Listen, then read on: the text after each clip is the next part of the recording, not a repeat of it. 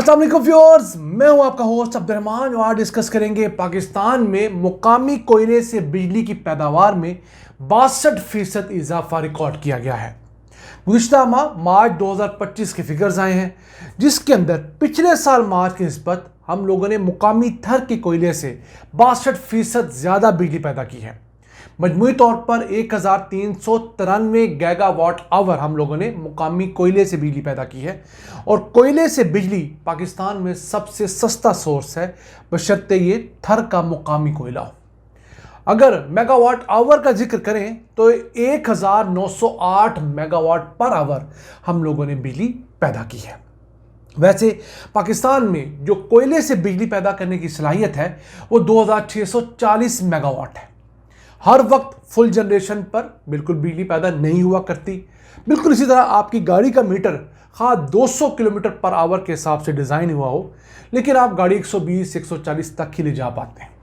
तो power plants की भी ख़ास लिमिटेशन होती है जहाँ तक जाकर आप उसको यूज़ करते हैं, या मुल्क के अंदर डिमांड कभी कभी इतनी नहीं होती, या आपको किसी और सोर्स से बिजली पैदा करनी होती है। इस वजह से आप सिर्फ एक सोर्स से बिजली पैदा नहीं करते। अब मुकामी कोयले से बिजली पैदा हो रही है वो 4 से 5 रुपये यूनिट की है। फ्यूल कॉस्ट इसकी कितनी है? अब चूंकि पाकिस्तान में लगे हुए तमाम IPPs ये बड़े बड़े भारी भारी किरायों की मद में हमसे पैसे वसूल कर रहे हैं, जो कैपेसिटी चार्जेस हैं, तो फी यूनिट तकरीबन अब 20 रुपये की कैपेसिटी पेमेंट भी पड़ती है। तो जब 20 रुपये की कैपेसिटी पेमेंट पड़ती है तो 4 या 5 रुपये यूनिट वाली थर कोल की बिजली बढ़कर 24-25 रुपये की हो जाती है। यही नहीं, इसके मुकाबले में जो इंपोर्टेड बिजली है वो तो और भी महंगी है। वो इंपोर्टेड बिजली हमें कोई 14-15 रुपये यूनिट पड़ती है सिर्फ फ्यूल कॉस्ट की मद में। जब उसके ऊपर 20 रुपये पर यूनिट हमारे यहाँ कैपेसिटी चार्जेस पड़ते हैं तो उसका रेट बढ़कर कुछ 34-35 रुपये हो जाता है। तो पिछले 9 माह के अंदर अगर मजमूई तौर पर पाकिस्तान में तमाम सोर्सेज से पैदा होने वाली बिजली को डिस्कस करें और एक यूनिट बताएं तो हुकूमत को कितने का पड़ा? 8 रुपये 65 पैसे का।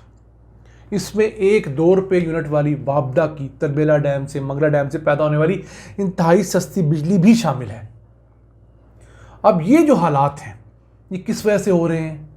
हम लोगों ने तारीख के अंदर बहुत महंगे पावर प्लांट्स लगा रखे हैं, उनको अब सिस्टम से निकालना बहुत टेक्निकल इशू है, क्योंकि जब हमने उनके साथ एग्रीमेंट्स किए थे तो इंटरनेशनल गारंटीज़ दी, 30-30 साल के एग्रीमेंट किए, भारी शरह सूद को भी अप्रूव किया।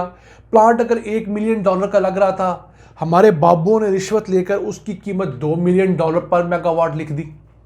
अब उस वक्त जो मुआहदा हुआ आज से 15 साल पहले, 10 साल पहले, 5 साल पहले, उसको अब जाकर दोबारा रीनिगोशिएट करना आसान हरगिज़ नहीं है, स्पेशली उन पावर प्लांट्स के साथ जिनके मालिकान आज भी गैर मुल्की हैं। क्यों? एक तो आप उनको कुछ कह नहीं सकते, मुकामी अगर मालिक हो तो उसको आप तंग कर सकते हैं, उसको किसी और कारोबार के अंदर फंसा सकते हैं, उसकी कोई और फैक्ट्री बंद करके उसे मजबूर कर सकते हैं कि वो इस पावर प्लांट की डील रीनिगोशिएट करें। लेकिन अगर मालिकान चाइनीज़ हैं या मालिकान में से कोई भी गैर मुल्की शहरी है तो आप उसके साथ ऐसा करेंगे तो वो इंटरनेशनल कोर्ट में चला जाएगा। जब वो इंटरनेशनल कोर्ट में जाएगा तो आप क्या करेंगे? तो ये वो मसला है जिसकी वजह से हमें बड़े फूंक के कदम रखने पड़ रहे हैं। वैसे पिछले 9 माह के अंदर हमारे यहाँ जो पन बिजली से बिजली पैदा हुई है वो 27.6% है। न्यूक्लियर से टोटल जो बिजली पैदा हुई उसमें से हम लोगों ने 25.8% हासिल की है। फिर RLNG इंपोर्टेड जो गैस है उससे हम लोगों ने 20.7% बिजली हासिल की है, और बाकी जो मुख्तलिफ ज़राए हैं वो इसके अलावा है। अगर लोकल कोयले को जिक्र करें तो 9 माह में हम लोगों ने तकरीबन 12.4% लोकल कोयले से बिजली हासिल की है। हालांकि हमारी टोटल जनरेशन कैपेसिटी में जो हमारी लोकल कोयले की जो कंट्रीब्यूशन है मैक्सिमम 6% हो सकती है। 45,000-46,000 हज़ार मेगावाट हमारे पास इंस्टॉल्ड कैपेसिटी है जो टोटल हर ज़राए से हम लोग हासिल कर सकते हैं। कोयले की जो मुकामी सतह पर हमारे पास जनरेशन कैपेसिटी है वो सिर्फ 2,640 मेगावाट है, जो इसका 6% बनता है। लेकिन हम चूँकि सस्ता ज़रिया है इससे ज़्यादा बिजली पैदा करते हैं, और जो निस्बतन महंगे ज़राए हैं जैसे फर्नेस ऑयल हो गया, LNG जो इंपोर्ट होती है वो हो गई, तो वो इंपोर्टेड कोयला हो गया, उन तमाम ज़राए से हम लोग इंतहाई कम बिजली पैदा करने की कोशिश करते हैं। बेसिकली वक्त के साथ मार खा खा के हमारी हुकूमतों ने, इदारों ने अब फैसला ये किया हुआ है कि एक मेरिट ऑर्डर जारी होता है। जो पावर प्लांट सबसे सस्ती बिजली पैदा करता है, सबसे पहले उससे बिजली पैदा की जाती है। जैसे जैसे मुल्क के अंदर बिजली की डिमांड बढ़ती चली जाती है, वैसे वैसे उससे महंगे पावर प्लांट्स हम ऑन करते चले जाते हैं। कोशिश होती है जो सबसे महंगा पावर प्लांट है वो सबसे आखिर में आए, और वो नॉर्मली आखिर में चलता ही नहीं। उसकी वजह यह है कि अब हमारी जो टोटल गर्मियों की डिमांड भी जो है वो 26, 27 या 30 हज़ार मेगावाट तक जाती है। एक, बिजली महंगी बहुत ज़्यादा है, लोगों ने अपने दिल पर पत्थर रख के गर्मी सहने की आदत डाल ली है। दूसरा, लोगों की बड़ी तादाद सोलर पर शिफ्ट हो चुकी है, उस वजह से भी लोड कम है। तीसरा, फैक्ट्रियाँ भी उस बड़ी तादाद में नहीं चल रही जिस बड़ी तादाद में पहले चला करती थी, तो फैक्ट्रियों के ना चलने की वजह से भी डिमांड कम है। चौथा, जो हमारा कमर्शियल सेक्टर है वो बहुत बेचारा पिसा है। क्यों? कमर्शियल बिजली पाकिस्तान में सबसे महंगी है जो दुकानदारों को दी जाती है। तो उन्होंने जहाँ पहले 20 लाइटें लगाई होती थी, अब 5 लाइटें लगा गुजारा करते हैं। जहाँ पर वो 3-3 एसी चलाते थे, अब वो एक एसी से गुजारा करते हैं। तो ये तमाम सरफे हैं, ये वो तमाम बचतें हैं जिसकी वजह से अब मुल्क के अंदर आबादी तो बढ़ रही है, लेकिन बिजली की पैदावार या बिजली की डिमांड उतनी नहीं बढ़ रही। याद रहे, पाकिस्तान में इस वक्त अब कोई ख़तरनाक हद तक आबादी नहीं बढ़ रही। हम एक डिटेल वीडियो स्टॉप पे कर चुके हैं। पाकिस्तान की जो आबादी बढ़ने की रफ्तार है अब वो 40% तक कम हो चुकी है। आप स्क्रीन पर उसका थंबनेल देख रहे होंगे, और अगर इस लिंक पे क्लिक करेंगे तो आपको वो वीडियो भी मिल जाएगी जिसमें आप जान सकेंगे कि किस तरह पिछले एक अशरे के दौरान पाकिस्तान में जो तेज़ी से बढ़ते हुआ रुझान था आबादी का, वो स्लो डाउन हुआ है उससे पहले 10 सालों की निस्बत। पहले हमारे यहाँ एक कपल के यहाँ 5 से 6 बच्चे हुआ करते थे, अब वो शरह कम होकर 3.6 पे आ गई है। ये औसत की बात हो रही है।